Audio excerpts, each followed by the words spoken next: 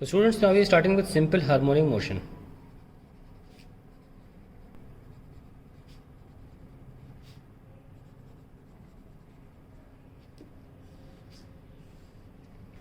Before we understand simple harmonic motion, या यूँ कहें कि इससे पहले कि चैप्टर को स्टार्ट किया जाए, कुछ डेफिनेशंस को समझ लेना चाहिए. जैसे कि पीरियोडिक मोशन क्या होता है. Periodic motion, when a motion repeats itself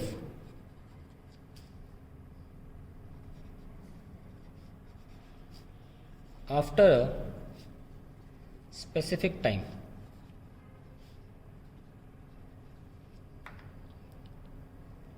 जैसे कि motion of earth around sun, example number 1. Example number 2, motion of a pendulum.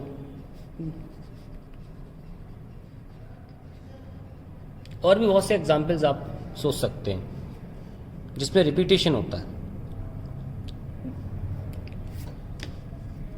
और रिपीटेशन कितनी बार हो रहा है एक सेकंड में, इसके लिए एक टर्म बनाया गया जिसको हम नेक्स्ट डेफिनेशन बोल रहे हैं, that is frequency of periodic motion.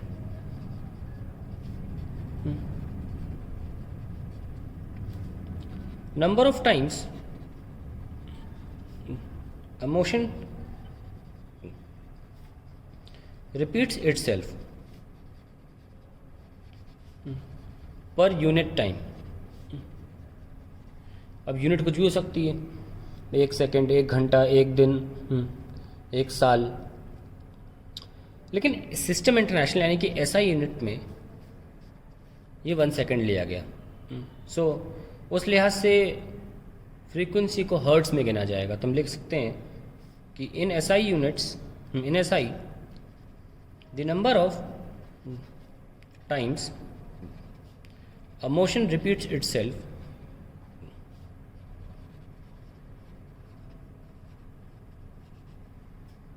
in 1 second is called the frequency of the periodic motion.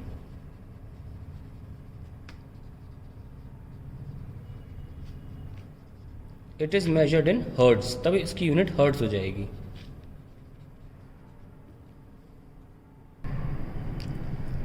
Periodic motion की दुनिया की एक और कैटेगरी होती है, दैट इज ऑसिलेटरी मोशन.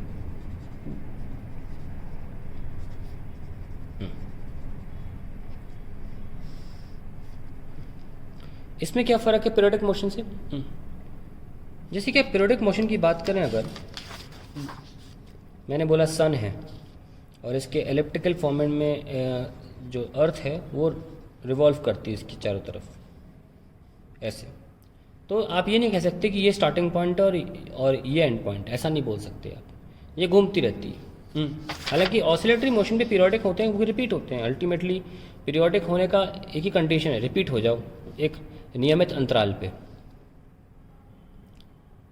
लेकिन ऑसिलेटरी मोशन को एक सब कैटेगरी में डाला गया. रिपीट भी हो रहा है तो 2 एक्सट्रीम के बीच में, ऐसे ऐसे ऐसे ऐसे, ये ऑसिलेटरी मोशन बोला जाएगा. आइए इसकी परिभाषा लिख लेते हैं. It is a periodic motion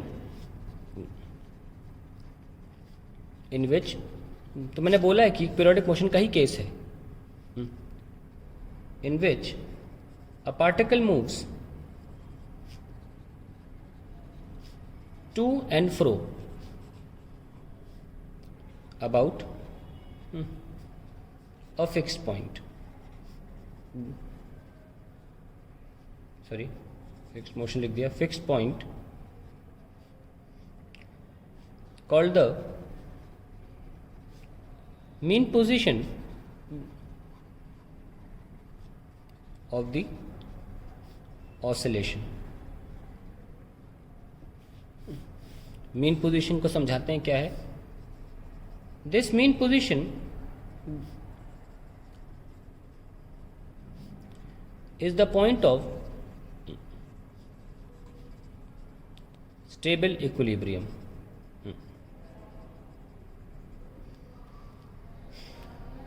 so let's see the diagram first. Suppose ये एक पार्टिकल है, आपने इसको यहाँ ले गए, मैक्सिमम डिस्प्लेसमेंट मान लीजिए x इक्वल्स टू a के बराबर है और छोड़ दिया, तो ये पार्टिकल इस तरीके से ऑसिलेट करेगा, ऐसे ऐसे ऐसे।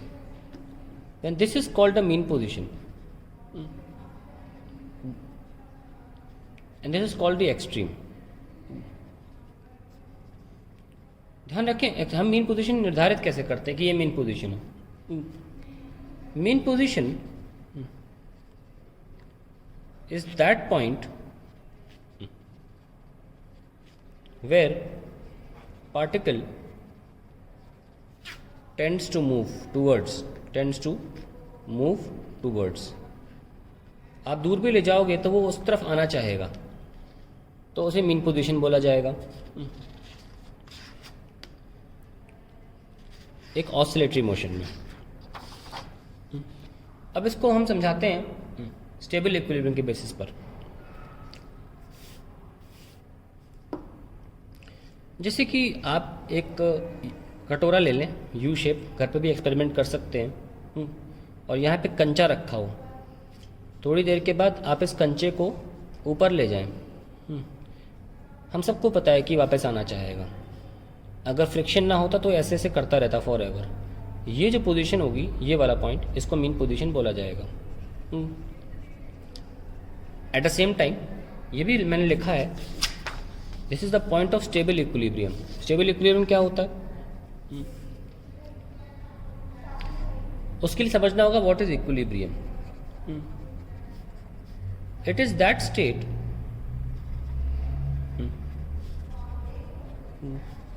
of a particle in which it is under zero net force and zero net torque।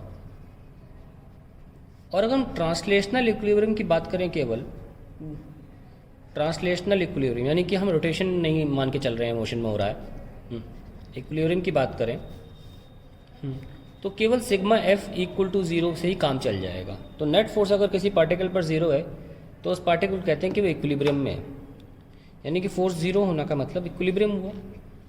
हमको ये भी पता होना चाहिए कि फोर्स का मतलब होता है माइनस का d u by d r, where u is potential energy.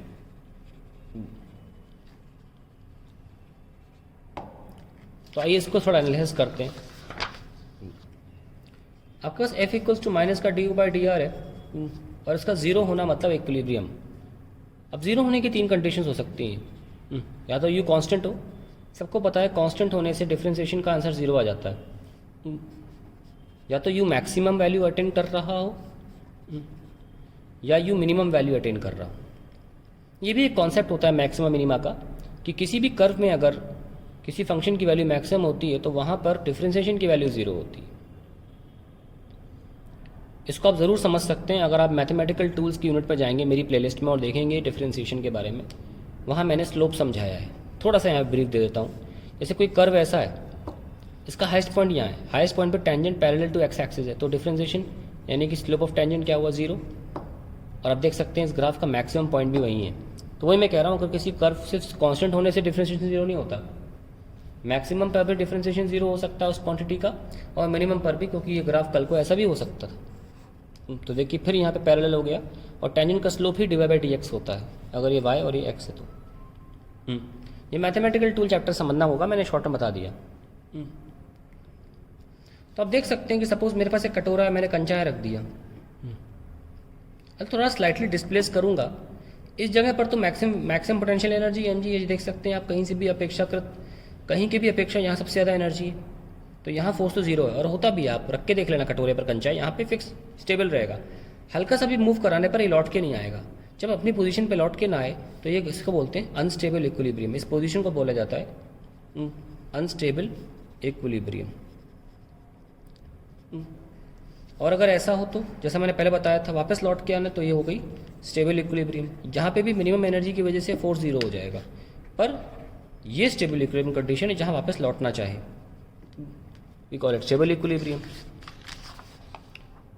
और अगर एक सिंपल टेबल बना लें और यहाँ पे ब्लॉक रखा हो, इसे खिसका के यहाँ रख दीजिए, इसे खिसका के यहाँ रख दीजिए, वो जहाँ भी खिसका के रखोगे वहीं बैठ जाएगा, क्योंकि सब जगह mgh जो है वो सेम है। ये टेबल फ्लैट है, ये फिसल के कहीं नहीं जाने वाला। तो ऐसे में भी क्या होता है, फोर्स जीरो हो जाता है। लेकिन हमारा मुद्दा सिर्फ इस वक्त इक्विलिब्रियम के केस में स्टेबल इक्विलिब्रियम है, दैट इज ऑसिलेटरी मोशन में, ये इंपॉर्टेंट है हमारे लिए।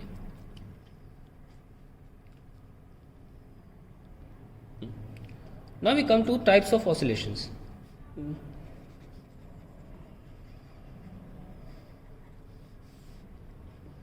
पहला होता है फ्री ऑसिलेशन, दूसरा damped oscillation,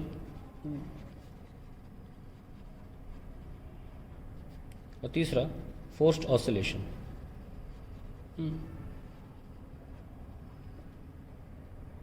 Let's see what is a free oscillation.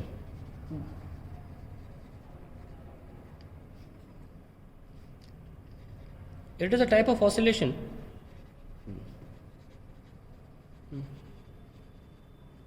which continues forever. Continues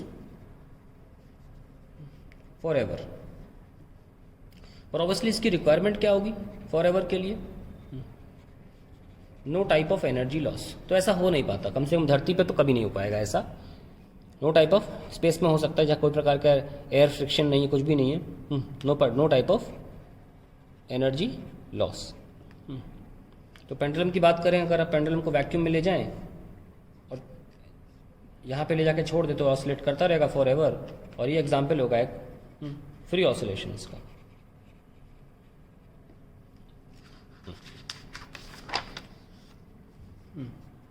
फिर आता है का damped oscillation.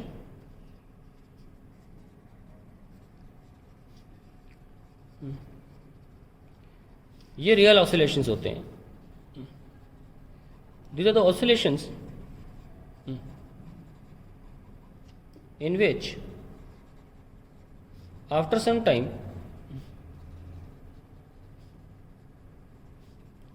the amplitude becomes zero। Pendulum का केस ले लीजिए, इन एयर करते करते करते करते finally it will come to a stop. See damped oscillation का, इसके बारे में भी पढ़ाई की जाती है, लेकिन नॉर्मल सीबीएसई लेवल पे तो हम नहीं पढ़ते हैं इसको, लेकिन हाँ जेई के एग्जाम्स के दौरान में, एग्जाम्स में, नीट में इसका बेसिक फॉर्मूला पता हो डैम्प्ड ऑसिलेशंस का तो सॉल्व किया जा सकता है आसानी से। बहुत हाईफाई नहीं है, थोड़ा सा कॉम्प्लेक्स होता है in comparison to the free oscillation. And finally we have forced oscillations.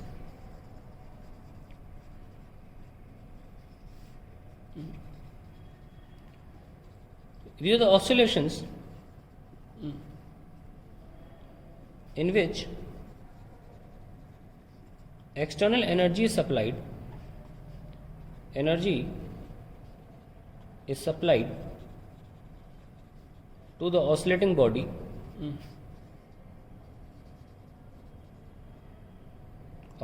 body at its mean position to compensate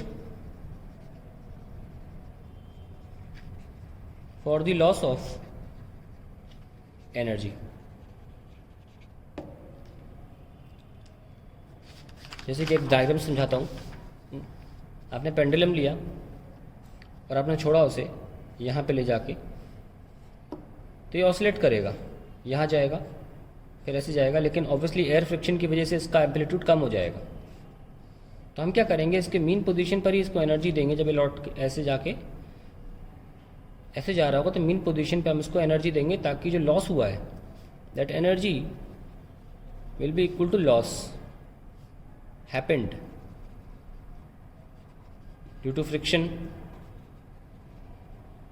और से एयर ड्रैग, इनकी वजह से जो लॉस हुआ है उसके बराबर की एनर्जी दे देंगे। तो ये हमेशा होता रहेगा, तो इसे बोलते हैं फोर्स्ड ऑसिलेशंस। तो ये इस प्रकार के 3 ऑसिलेटरी मोशंस होते हैं। अब हम देखेंगे ऑसिलेटरी मोशन का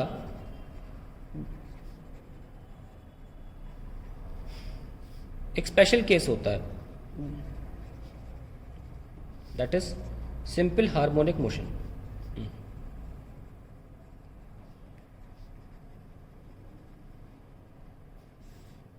इसकी डेफिनेशन लिखते हैं।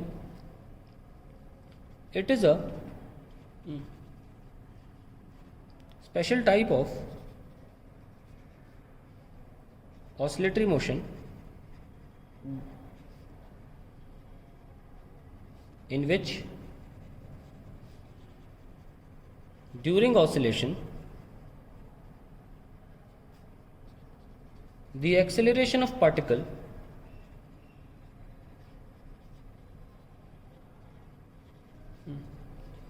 is directly proportional to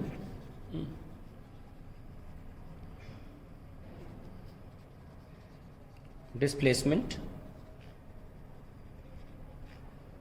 and opposite to the displacement, to the direction of displacement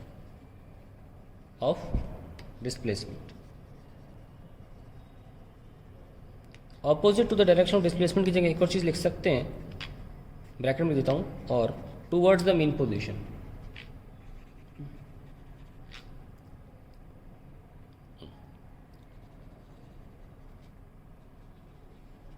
acceleration हमेशा टुवर्ड्स द मीन पोजीशन ही इशारा करता रहेगा, डायरेक्शन उसका टुवर्ड्स मीन पोजीशन होगा।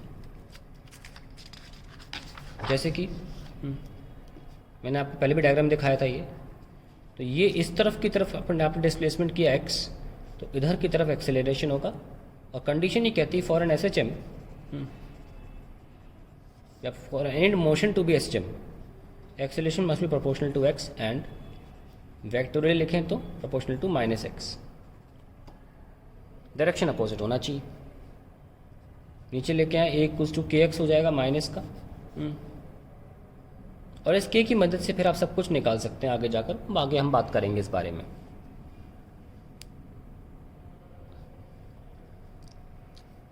अभी ये इकलौती और प्राइमरी कंडीशन होती है कि भाई प्रोपोर्शनल टू x होना चाहिए और डायरेक्शन अपोजिट में होना चाहिए, तो वो SHM कहला जा सकता है।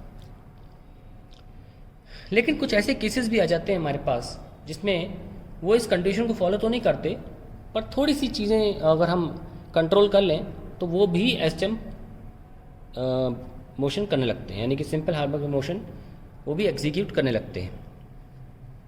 तो let's write the heading, favourable condition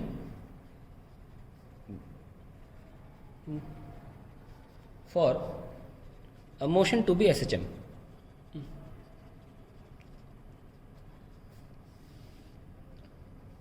पहला एग्जाम्पल मैं ले रहा हूँ, सपोज मेरा एक्सेलरेशन जो है it is c1x² plus c2x, इस इक्वेशन को फॉलो करता है। ऑब्वियसली आप देख सकते हैं कि proportional to directly proportional to x तो नहीं, ये तो एक क्वाड्रेटिक इक्वेशन है, ये कहीं से भी SHM नहीं हो सकता। लेकिन एक कंडीशन क्या तो हो सकता है, कैसे? If x that is amplitude is very small then the term c1x² becomes negligible, किसी काम की नहीं रहती, और फिर हम सिंपली बोल सकते हैं माइनस का c2x ये हमारा SHM को फॉलो करेगा। तो एक ये हमने आपको एग्जांपल दिया जहाँ पे अगर डिस्प्लेसमेंट कम किया जाए तो चीज़ें फिर भी एक्सेलरेशन अगर exactly proportional direct proportional to x नहीं है फिर भी SHM हो सकता है। एक और एग्जांपल देख सकते हैं, सपोज एक्सेलरेशन जो है वो माइनस का साइन c1x के बराबर है, सपोज ऐसे है। Then if x is very small then sine c1x can be written as c1x, यानी कि हम जानते हैं कि साइन थीटा थीटा हो जाता है at very small values of theta, small values of theta in radian, degree में नहीं ले लेना भाई। ऐसे में हम लिख सकते हैं इज इक्वल्स टू माइनस का c1x, और फिर से ये SHM एग्जीक्यूट कर लेगा। तो ये कंडीशन है, पर ये कितना छोटा ये देखना ज़रूरी है, थीटा कितना छोटा होना चाहिए। हम रेडियन की बात करेंगे। देखिए पाई रेडियंस 180 डिग्री के बराबर होते हैं, यानी कि 3.14 radians are equal to 180 degree. और अगर उल्टा लिखें तो 180 degree is equal to 3.14 radian. तो 1 डिग्री किसके बराबर हो जाएगा? 3.14 अपॉन 180 रेडियन, दैट इज इसकी वैल्यू करीब करीब 0.017 रेडियन आती है। एक रेडियन इतने के बराबर होता है, यानी कि रेडियन बड़ी यूनिट है। ठीक है, अगर आप उल्टा करेंगे एक रेडियन में 57.17 डिग्री पाए जाते हैं, यानी कि काफ़ी बड़ी यूनिट है रेडियन, डिग्री से तो काफ़ी बड़ी यूनिट है। एनीवेज, तो कितना रेडियन लिया जाए साइन थीटा में कि थीटा के बराबर आ जाए? जैसे कि अगर साइन π/2 की बात करें तो इसका आंसर 1 आता है, और π/2 सॉल्व करो तो क्या आता है? 3.14 अपॉन 2 दैट इज 1.57। तो ये मैच नहीं कर रहे हैं, तो इससे भी नीचे जाना पड़ेगा। सपोज आई टेक साइन π/4, ये आंसर आता है 1/√2 दैट इज इक्वल टू 0.707। अगर 1/√2 सॉल्व करेंगे 3 डेसिमल तक 0.707 आएगा। और वैसे अगर आप π/4 सॉल्व करोगे तो करीब करीब 0.77 आएगा। ये भी काफ़ी करीब है, पर ठीक है, 0.07 को भी हम इतना एरर, बड़ा एरर मान लेते हैं। ठीक है, चलते चलते जब आप 30 पे जाओगे π/6 तो आपको आंसर मिलेगा 0.5, और π/6 को जब सॉल्व करोगे तो आंसर आएगा 0.502। आप देख सकते हैं 0.002 की एरर है। तो यानी कि theta less than equal to 30 degree पर हम साइन थीटा को थीटा लिख सकते हैं। तभी बोला जाता है कि जब पेंडुलम का एक्सपेरिमेंट करो तो स्लाइटली डिस्प्लेस करो। फिर ऐसे बढ़िया सा एचएम करके दिखाएगा आपको, क्योंकि ये एंगल छोटा है। और फिर हम एचएम की इक्वेशन में फेवरेबल कंडीशन में डाल सकते हैं इसको। कैसी फेवरेबल कंडीशंस थी? a equals to minus sine c1x। With this collectively c1x can be written as theta. So x is very small, theta is also very small. एक बात बहुत ध्यान रखें कि SHM जो होता है वो टोटली लीनियर मोशन ही होता है। लीनियर मोशन होता है SHM, it is not curvy. जब एंगुलर SHM आएगा तो अलग से पढ़ाया जाएगा, तो हम एंगल के फॉर्म में देखेंगे। आप इसको SHM ना माने, आप नीचे शैडो जो है ना उसको SHM मानिए। एम्पलीट्यूड ये नहीं है, एम्पलीट्यूड ये है, जहाँ तक ये बॉल पहुँची है, प्लस ए माइनस ए, और ऐसे ऐसे हो रहा है। अगर हम SHM की बात कर रहे हैं तो हम ऐसे ऐसे बात नहीं कर रहे, हम ऐसे ऐसे की बात कर रहे हैं। जब एंगल बहुत छोटा लिया जाएगा तो ये कर्व और ये लाइन ऑलमोस्ट बराबर आ जाएंगी, इसीलिए एंगल छोटे होने पर SHM एग्जीक्यूट हो जाता है।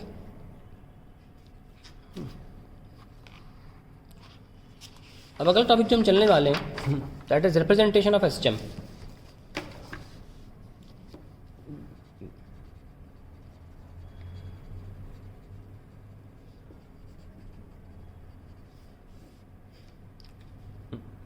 लिखते हैं every simple harmonic motion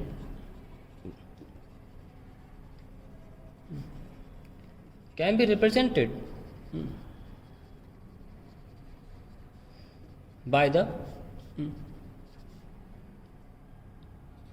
motion of x or y coordinate of the particle undergoing uniform circular motion. यानी कि अगर आप एक सर्कुलर मोशन लें पार्टिकल का, चाहे तो आप उसका एक्स कोऑर्डिनेट स्टडी करें या वाई कोऑर्डिनेट, लेकिन कोई एक, हर कोई नहीं। तो फिर उसका वाई कोऑर्डिनेट का मोशन समय के साथ SHM दिखा देगा। देख लीजिए, अगर एरो यहाँ पर है तो वाई कोऑर्डिनेट 0 है, यहाँ पर है तो 1 है, फिर यहाँ है तो 0 है, फिर यहाँ है तो 1 है, तो 0 1 0 0 1 0 1 ऐसे चलता रहेगा। और आप सिर्फ अगर गौर करेंगे इसके डायमीटर पे तो देख लीजिए SHM है, क्योंकि हमने ये लिया है कि यूनिफॉर्म सर्कुलर मोशन है, ये एरो की स्पीड कभी चेंज नहीं होगी, ये एक ही स्पीड पे घूमता रहेगा। तो हमेशा हमारा वाई कोऑर्डिनेट जो है वो ऐसे ऐसे करता रहेगा। ध्यान रखें, मैं सर्कुलर मोशन से कोई मतलब नहीं है, हमें वाई कोऑर्डिनेट मिल जाए या एक्स कोऑर्डिनेट मिल जाए, उनके मोशन से मतलब है। ये ऐसे ऐसे करता रहेगा और इसको हम बोलते हैं SHM।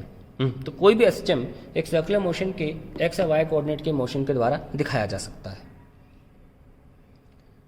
लेट्स राइट, इसको एक बड़े पेज पे या अभी यहीं ले लेते हैं, बड़ा सा बना लेते हैं।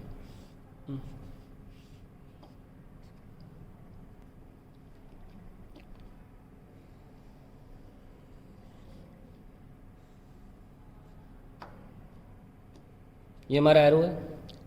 सपोज यहाँ पहुँच गया किसी ओमेगा टी टाइम के बाद किसी एंगुलर स्पीड पे, हम जानते हैं थीटा बराबर ओमेगा टी होता है। तो अगर ये रेडियस आर है और ये हम ये हाइट ले लें जो कि वाई कोऑर्डिनेट होगी, तो वाई कोऑर्डिनेट की वैल्यू क्या होगी? अगर ओमेगा पता है, थीटा पता है, आर पता है, तो क्या होगी? R sine omega t. Now you can change, keep on changing the time and you get the value of different values of y. अगर हम इसको प्लॉट करें,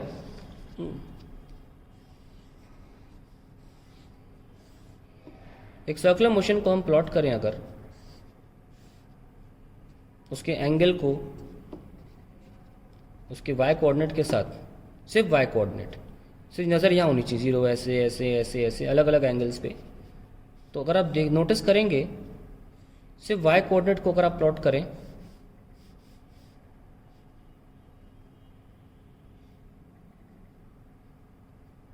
तो आपको एक साइन थीटा कर्व मिलेगा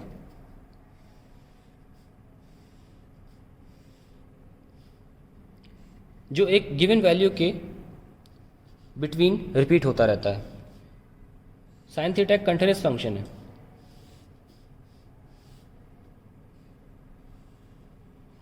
एंड सो ऑन। ये साफ दिखाता है कि कोई भी एसटीएम की इक्वेशन को साइन थीटा या कॉस थीटा फंक्शंस में लिखा जा सकता है और कोई फंक्शन नहीं लिया जा सकता एसटीएम को दिखाने के लिए। अगर आप उसके हॉरिजॉन्टल एक्सिस पे पॉइंट चुनेंगे, एक्स कोऑर्डिनेट को लेंगे तो कॉस थीटा में आ जाएगा। तो किसी पार्टिकल के मोशन के लिए मैथमेटिक ट्रीटमेंट बहुत ज़रूरी होता है। ये कॉस थीटा को दिखा रहा है और ये साइन थीटा। बचपन से पढ़ा आपने बहुत सारे मोशन, जैसे कि प्रोजेक्टाइल मोशन 11वीं में पढ़ा। उसकी अपनी एक इक्वेशन है, X tan theta minus G X square 2u square cos square theta. अगर सर्कुलर मोशन में कोई पार्टिकल एग्जीक्यूट, सर्कुलर मोशन के लिए अपनी अलग इक्वेशन है, रेडियस का square minus x square. Circular motion की इक्वेशन ये होती है। किसी पार्टिकल के मोशन को मैथमेटिक्स के रूप में दिखाया जा सकता है ताकि कहाँ पर उसकी क्या वैल्यू है निकाली जा सके कि इतने एक्स पर क्या वाई कोऑर्डिनेट है। मतलब प्रोजेक्टाइल मोशन की ट्रायजेक्टरी इक्वेशन ये बताती है कि अगर मान लीजिए रेंज 100 मीटर्स की है, तो आप इस इक्वेशन के थ्रू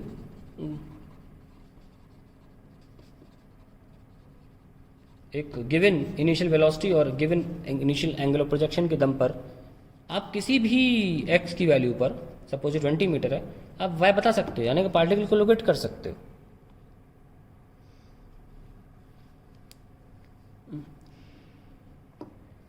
ऐसे ही हमारे पास एसटीएम की भी इक्वेशन होनी चाहिए और वो इक्वेशन निकल के आती है radius times sign omega T, जो मैंने निकाली आपके सामने अभी। फिर दिखा देता हूँ। कहीं पर भी जाओगे आपके पास एंगल पता हो अगर ओमेगा टी, या यूँ कहिए कि टाइम के बाद आप बताना चाहते हो कि पार्टिकल कहाँ पे लाई करता है, तो वो दे देगा आंसर। कैसे दे देगा? इस इक्वेशन से। लगे यहाँ जनरल इक्वेशन भी निकाल लेते हैं। General equation of an SHM. ज़रूरी नहीं होता कि पार्टिकल हमेशा जीरो से स्टार्ट करे। हो सकता है पार्टिकल यहाँ से स्टार्ट कर रहा हो ऑलरेडी इनिशियल एंगल से। अगर ऐसा है तो अगर मान लो कुछ टाइम के बाद ओमेगा टी हो जाएगा, तो आप देख सकते हैं कि ये वैल्यू जो होगी ये वाई माना जाएगा। अगर रेडियस आर है तो r sine omega t plus alpha. ये इनिशियल एंगुलर पोजीशन है पार्टिकल की जो हम जोड़ रहे हैं। ये जनरल इक्वेशन हो गई किसी भी पार्टिकल के मोशन की एसटीएम में। अगर पार्टिकल जीरो से स्टार्ट करेगा तो अल्फा जीरो रख दीजिए। अगर पार्टिकल एक एक्सट्रीम से स्टार्ट करेगा तो अल्फा को पाई बाय 2 रख दीजिए। तो इफ पार्टिकल बिगिंस फ्रॉम यहाँ से मीन पोजीशन ये इसके यहाँ देखिए, ठीक है ना, ये मत सोचिए यहाँ पर है पार्टिकल, पार्टिकल तो यहाँ है, क्योंकि हमसे वाई कोऑर्डिनेट देख रहे हैं। If particle begins from mean position then y equals to, आप चाहो रेडियस की जगह एम्पलीट्यूड ले लीजिए, a sine omega t, alpha को 0 कर दिया। और if particle starts from extreme position then y equals to a sine omega t plus pi by 2, that is a cos pi by 2. That is how we write the general equation and then the two cases.